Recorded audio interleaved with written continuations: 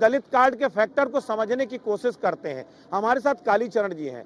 कालीचरण जी, सबसे बड़ी बात यह है कि मिल्कीपुर की जो लड़ाई है वो बेहद इंटरेस्टिंग मोड पर चली गई है। यहाँ पर जो सारे मुद्दे थे वो डोमिनेट हो गए, मुद्दे आउट ऑफ फ्रेम हो गए। एक्चुअल यहाँ पर क्या आया, अयोध्या के जरिए से अखिलेश यादव लगातार, चाहे वो महाकुंभ के जरिए हो या अयोध्या के जरिए, बीजेपी के हिंदुत्व कार्ड को टारगेट कर रहे हैं। बावजूद इसके आखिरी वक्त पर वो जिस तरीके से जो है दलित लड़की के लिए आंसू बहाते हुए नजर आए, वो क्या आंसू वोट बैंक के लिहाज से है या वाकई में राजनीतिक दलों में आपको लगता है कि दलित की कोई चिंता है, दलित समाज को लेकर के कोई चिंता नजर आती है?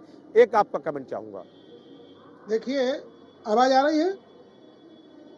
जी जी, आ रही, बोलिए बोलिए, आ रही। हाँ, बिल्कुल मैं ये बिल्कुल। कह रहा हूँ कि अभी अभी मैं भाजपा प्रवक्ता को सुन रहा था और उन्होंने तथ्यों के साथ अपनी बात को रखने की कोशिश की है। देखिए, सवाल रोने का और इसका नहीं है। सवाल ये है कि चाहे देश के किसी भी कोने में भाजपा लंबे समय से शासन में है, कहीं भी उत्तर प्रदेश में या कहीं भी दलित के साथ नहीं, किसी के साथ दरिंदगी होती है तो उसकी भर्त्सना की जानी चाहिए, अपराधियों को तुरंत जो अरेस्ट किया जाना चाहिए। सवाल चुनाव का उपचुनाव का भी नहीं है। सवाल ये है कि वो कौन सी मानसिकता है जो दलितों के प्रति अभी भी उसी तरह की मानसिकता रखती है, किसी प्रकार का भय नहीं, किसी प्रकार कुछ नहीं। अब कल्पना कीजिए, मतलब किसी सवर्ण बच्ची के साथ इस तरह का हादसा हुआ होता और जिस तरह से अंग भंग करके उसके साथ जो है उसको मार दिया गया, हत्या कर दी गई, पता भी नहीं चला कि क्या है, तो क्या ऐसी ही स्थिति रहती? निर्भया कांड में देखिए, चुनाव नहीं था लेकिन पूरा देश एक साथ खड़ा हो गया था। सवाल दलित बच्ची का नहीं है।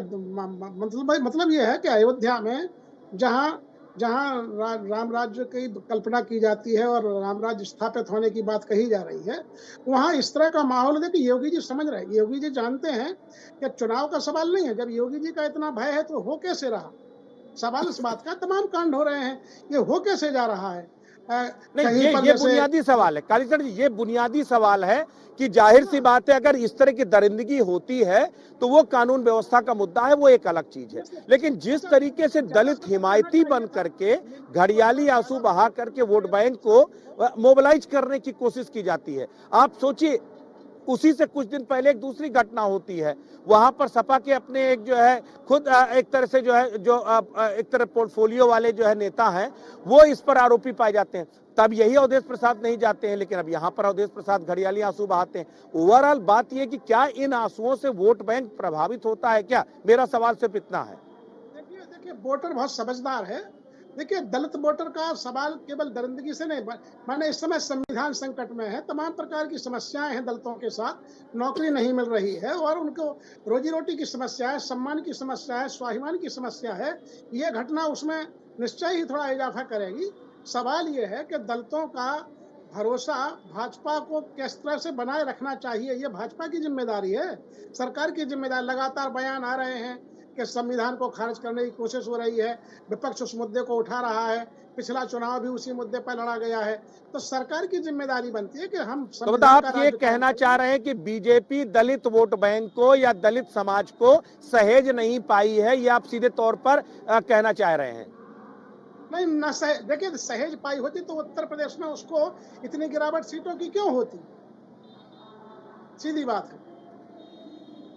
उत्तर प्रदेश के लोकसभा चुनाव में जो स्थिति हुई नहीं, है, तो अगर इसी वोट कारण वोट का बहुमत जो खो जाती है। माइग्रेशन हुआ वो सपा के पक्ष में, जी जी, तो वोट का माइग्रेशन यानी कि सपा अपना विश्वास ज्यादा जता पाई, आप ये कहना चाहते हैं? नहीं नहीं, विश्वास का सवाल नहीं है। दलितों के पास कोई विकल्प नहीं है। देखिए, भाजपा उसकी प्रिय पार्टी नहीं है। खासकर जो जो दलित समाज के जागरूक मतदाता हैं पूरे देश भर में, वो बाबा साहब अम्बेडकर को मानते हैं।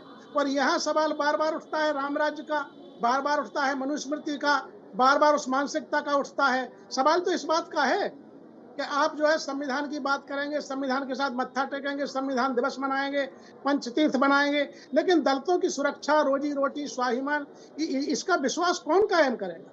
ये बहुत बड़ी जिम्मेदारी है।